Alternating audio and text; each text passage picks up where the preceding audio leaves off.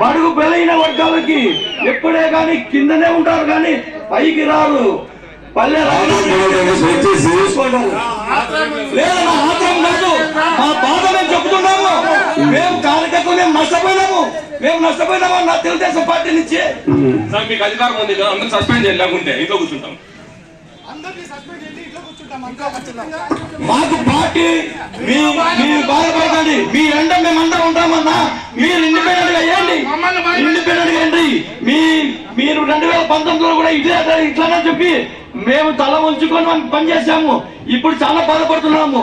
2024లో కూడా ఇట్లా చేస్తే మేము ఎక్కడ పోవాలన్నా? మీ మాట వింటూ మేమేమైపోవాలో చెప్పండి. మిమ్మల్ని నమ్ముకున్న వాళ్ళు మేము నష్టపోవాలా? ఏం కావాలో పార్టీ అని చెప్పి మేమేమైపోయాం చెప్పండి అన్న. మీరేను పార్టీ సిద్ధాంతాలు అని చెప్పేసి మీరు ఇట్లే మాకు చంద్రబాబు నాయుడు ఎందుకు చేస్తాడు, నారా లోకేష్ గారు చేస్తారు అని చెప్పేసి బీసీలకి టికెట్ ఇస్తామని చెప్పేసి రాత్రి ఏమైందన్నా? ఈ బీసీలు ఏమైపోయారు? టికెట్ ఇవ్వకుండా అనౌన్స్మెంట్ ఏం చేశారు చెప్పండి అన్నా. మన నిరూపణ చూపిద్దాం. మీరు నామినేషన్ చేస్తే ఇండిపెండెంట్ గా వేయండి.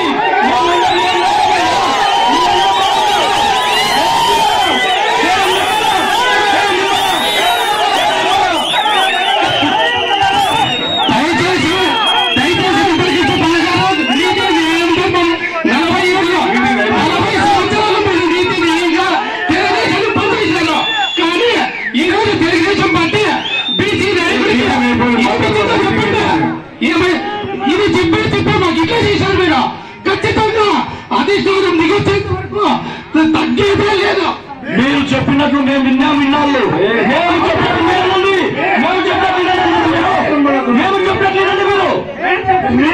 మీ మధ్యకాలం వచ్చింది. ఒక్కసారి మనకి సంప్రదించడం చూపిస్తే 10 సార్లు ఎందుకు రాదు? పాల దగ్గరకు వచ్చి నడుస్తాను. మీరు దయచేసి రేపు ఇండిపెండెంట్ చేసేదానికి మీరు సహకరించండి. అన్న మీ అభిప్రాయం చెప్పాలి.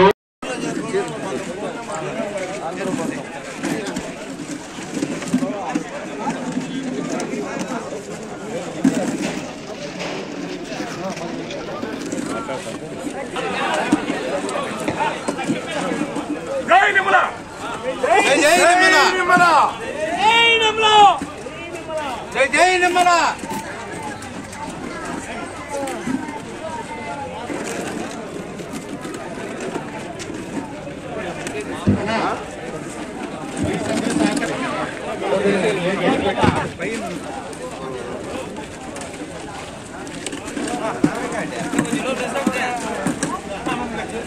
పక్కన పెట్టండి.